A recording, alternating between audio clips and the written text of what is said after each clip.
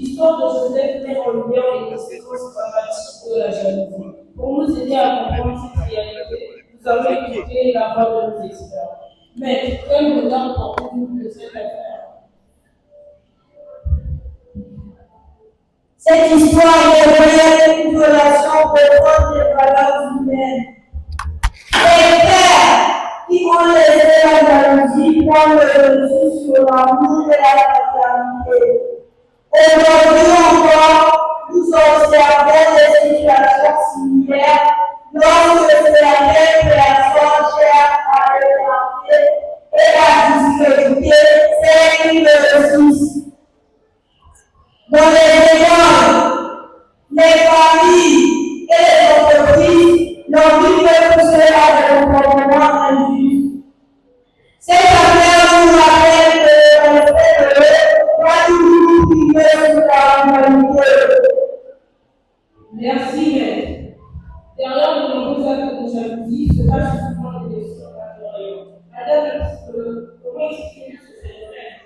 La jalousie apparaît généralement lorsqu'une personne se sent inférieure ou menacée par la réussite d'autrui. Beaucoup de jeunes construisent leur estime de soi en se comparant constamment aux autres.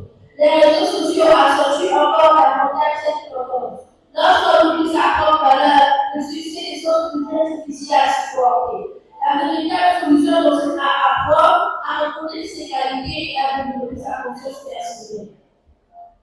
Merci pour cet éclairage. Maintenant, nous allons entendre la voix de la jeunesse. Quel enseignement tirez-vous de cette histoire? Cette histoire ressemble à plusieurs situations que nous vivons aujourd'hui. Certains jeunes sont rejetés à cause de leur bonne œuvre, un talent particulier ou une certaine popularité. Au lieu de les encourager, d'autres préfèrent les exclure ou les critiquer. Mais je sais que nous avons qu'il ne faut pas abandonner ces règles à cause du regard des autres. Il nous montre aussi que chacun peut apprendre à respecter les différences. Merci pour ce témoignage. Mais quelles leçons pouvons-nous retenir pour notre société?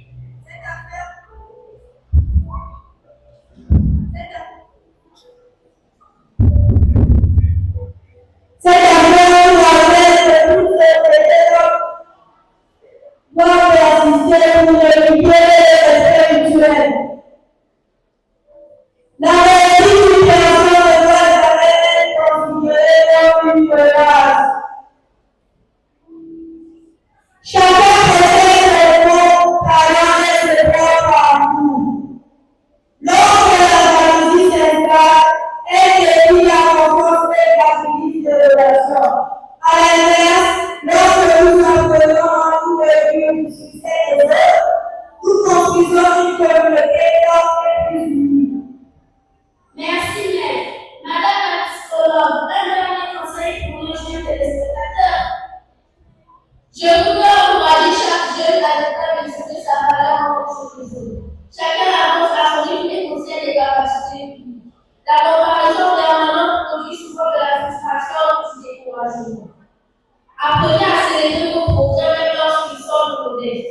Une bonne estime de soi constitue une meilleure protection contre la jalousie et le sentiment d'échec. Nous inviter après la réunion à descendre maintenant à une maison classique.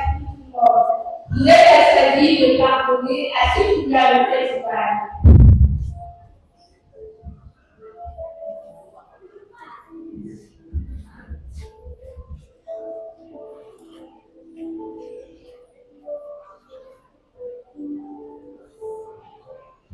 Merci, monsieur. Merci, madame la présentatrice. Dans une époque où le pardon se prolonge souvent pendant l'année, le pardon semble parfois impossible. Pourtant, Joseph a emprunté cette voie. Madame Rousselon, que nous enseigne la foi à travers la justice de Joseph? Joseph nous enseigne que les difficultés ne doivent pas nous empêcher d'avancer. Malgré les injustices qu'il a subies, il n'a jamais abandonné ses principes ni ses objectifs. Beaucoup de jeunes rencontrent aujourd'hui des déceptions, des échecs scolaires ou des critiques. L'essentiel de définir notre avenir. La persévérance reste une qualité indispensable pour réussir. Merci, Madame la Présidente. Monsieur le sociologue. Nous vivons dans une société où les divisions sont nombreuses. Les conflits familiaux, communautaires ou sociaux peuvent durer très longtemps. Le pardon joue alors un rôle essentiel dans la restauration des relations. Il permet de briser le cycle de la vengeance et de reconstruire la confiance. Une société incapable de pardonner devient progressivement une société marquée par la méfiance et par les tensions permanentes. Merci, monsieur le sociologue. Pasteur, que nous enseigne la foi à travers la gestion de Joseph. Il choisit la conscience qu'il a retrouvé ses frères. Pourtant, il a préféré la compassion et la réconciliation. Cette habitude nous rappelle que Dieu a vaincre le mal par le bien. Le pardon ne signifie pas oublier la souffrance, mais refuser que cette souffrance dirige votre vie. C'est une décision qui ouvre la porte à la paix intérieure et à la guérison. Madame la Présidente, quel message pouvez-vous adresser à mes chers jeunes qui ont été blessés ou déçus? Je voudrais leur dire que les blessures ne doivent jamais devenir une prison. Les épreuves peuvent parfois devenir des occasions de croissance et de maturité. Il est important d'apprendre à dialoguer, à demander pardon lorsqu'on a tort et à aborder une seconde chance lorsque cela est possible. Ce sont ces attitudes qui construisent des relations durables et équilibrées. Merci, Madame la Présidente. Monsieur le sociologue, un dernier regard sur cette question. Les sociétés les plus stables sont celles qui favorisent la réconciliation plutôt que l'affrontement permanent. Lorsque chacun cherche à se venger, les conflits se transmettent de génération en génération. Le pardon permet au contraire d'interrompre cette chaîne destructrice. Il crée les conditions nécessaires à la cohésion sociale et au financement. Pasteur, un mot de conclusion ou d'exhortation pour nos chers téléspectateurs. Chers, ne laissez jamais la haine, la jalousie, la rancune vous gagner votre cœur. Si quelqu'un vous a blessé, demandez à Dieu la force de le pardonner et de continuer votre chemin.